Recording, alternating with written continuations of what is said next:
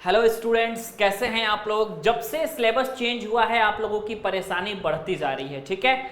लेकिन इस परेशानी का सॉल्यूशन हम लेकर के आए हैं और बात मानिए मेरी कि अगर आप इस बात को सुनते हैं तो आपका प्रॉब्लम दूर हो जाएगा, ठीक है।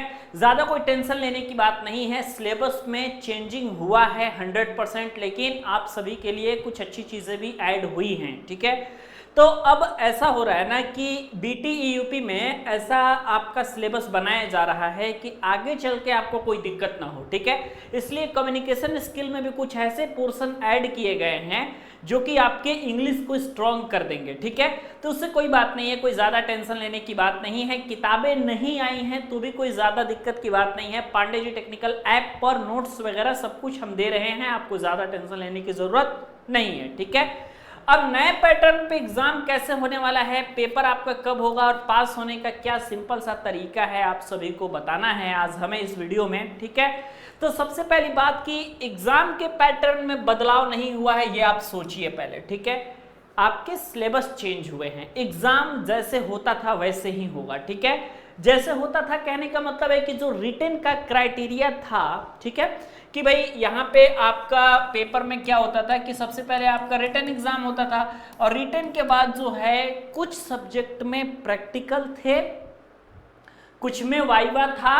तो प्रैक्टिकल प्लस वाइवा यानी कि आपका रिटन भी होता था, इसमें आपका प्रैक्टिकल भी होता था, इसमें आपका वाइवा भी होता था, ठीक है। याद रखिएगा, आप फंसेंगे कहाँ पे मैं वो बता देता हूँ। आप प्रैक्टिकल पास हो जाएंगे नो डाउट, वाइवा भी पास हो जाएंगे। निकालना है अगर आपको अपने दम पे तो वो रिटन निकालना है, ठीक है। फेल बच्चे होते हैं तो वो रिटन में होते हैं, ठीक है। तो रिटन अगर आपका निकल गया मतलब आप समझ जाइए कि आपका काम पूरा हो चुका है, ठीक है। रिटन निकलना सबसे ज्यादा जरूरी है, ठीक है।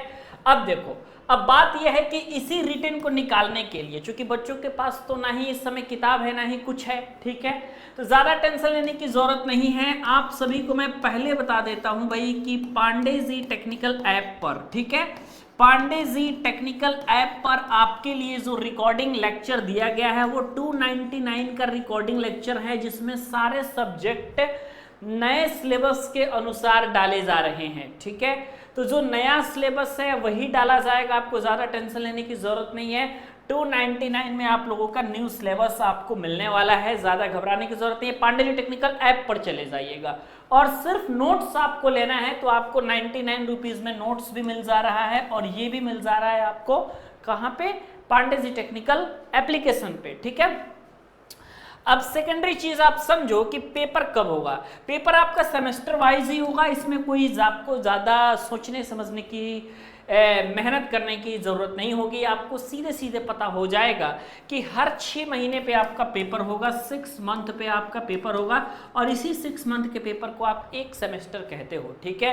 यानी कि 1 साल की पढ़ाई करने के लिए आपको टोटल 2 सेमेस्टर देना पड़ेगा, ठीक है। 6 महीना पे एक सेमेस्टर, 6 महीना पे एक सेमेस्टर, टोटल मिला के हो जाएगा आपका 2 सेमेस्टर और आप 2 सेमेस्टर में अपना काम बखूबी कर ले जाओगे, ठीक है। उसके बाद क्या होगा भाई, तो ये चीजें हैं। तो अब आपके 5-5 सब्जेक्ट मिलेंगे आपको पढ़ने के लिए भाई, ठीक है।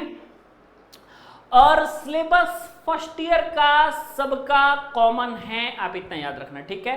कॉमन मतलब जो सिविल को पढ़ना है, वो इलेक्ट्रिकल को पढ़ना है, वो इलेक्ट्रॉनिक्स को पढ़ना है, वो CSIT, आर्किटेक्चर, केमिकल, जितने ब्रांच हैं, जितने भी ब्रांच है सबको वही सिलेबस पढ़ना है जो फर्स्ट सेमेस्टर का सिलेबस होगा, ओके, ठीक है। कहीं कोई चेंजिंग नहीं है। सेकंड सेमेस्टर में भी बड़ा ही माइनर चेंजिंग है, लेकिन जब आप थर्ड सेमेस्टर में जाओगे अर्थात जब आप सेकेंड ईयर में जाते हो तो पूरा सिनारियो आपका बदल जाने वाला है, ठीक है। सारा सिनारियो आपका सेकेंड ईयर में बदल जाएगा। सेकेंड ईयर से आप ब्रांच की किताबें पढ़ने लगोगे, ये भैया अपनी किताब पढ़ेंगे, वो भैया अपनी किताब पढ़ेंगे, उससे ज़्यादा आपको समझ में नहीं आएगा, ठीक है।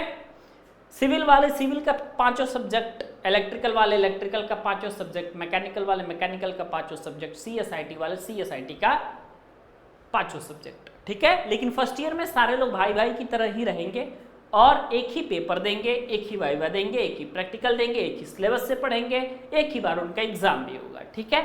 तो ये चीज़ है। पेपर कब होगा भाई, पेपर आप लोगों का मोस्ट प्रोबेबली मैं बता देता हूं आज कि दिसंबर आप लास्ट मान सकते हो या जनवरी फर्स्ट मान सकते हो, यही होता है पेपर का टाइम। मुश्किल से 5 साढ़े 5 महीने का टाइम मिलता है आपको, ठीक है। लेकिन अगर आप सितंबर से देखोगे तो अक्टूबर, नवंबर, दिसंबर, जनवरी 4-5 महीना में, 4 साढ़े 4 महीना में पेपर हो जाएगा। सिलेबस कवर आपको करना है तो आप समझिएगा कैसे करना है, ठीक है। पास होने का तरीका ये है भाई कि आपको बेहतरीन तरीके से पढ़ाई करनी पड़ेगी, ठीक है। मैं मानता हूं कि 3 महीने में, 4 महीने में कोई डिटेल सिलेबस कंप्लीट नहीं कर सकता है, लेकिन आपको कैसे पढ़ना है, एग्जाम के पॉइंट ऑफ व्यू से पढ़ना है। अगर आप ये सोचोगे कि मैं पूरा सिलेबस कंप्लीट कर दूंगा भाई, और आप हाई स्कूल से डिप्लोमा कर रहे हो, तो आपके लिए तो मुश्किल है, क्योंकि भाई हर चैप्टर आप जानते नहीं हो, कोई भी चैप्टर नहीं जानते हो डिप्लोमा का। हाँ, 11-12 पढ़ के आए हो तो कोई टेंशन आपको नहीं होगा, क्योंकि मुझे पता है कि 11-12 जो पढ़ के आया है उसका पूरा बेसिक क्लियर है, जो सब्जेक्ट्स पूछे जाते हैं वो क्लियर है, तो वो आसानी के साथ जो है वो पूरा सिलेबस कंप्लीट कर सकते हैं। लेकिन पास होने का सिर्फ एक ही तरीका है कि एग्जाम के पॉइंट ऑफ व्यू से पढ़ो प्लीज, ठीक है। एग्जाम के पॉइंट ऑफ व्यू से नहीं पढ़ोगे, सिलेबस कंप्लीट करने के चक्कर में पढ़ोगे तो कभी तुम 4 महीने में सिलेबस कंप्लीट ही नहीं कर पाओगे, ठीक है। तो जब सिलेबस कंप्लीट नहीं कर पाओगे तो भाई आप पढ़ाई कैसे कर पाओगे, तो ये समझो बात को। और अगर आप इतनी बातें समझ गए होंगे मेरी, तो फिर आप एक वीडियो में लाइक ज़रूर बता दीजिएगा और लाइक ज़रूर दे दीजिएगा, ताकि आप सभी के लिए हम आगे ऐसे ही वीडियोस बनाते रहें।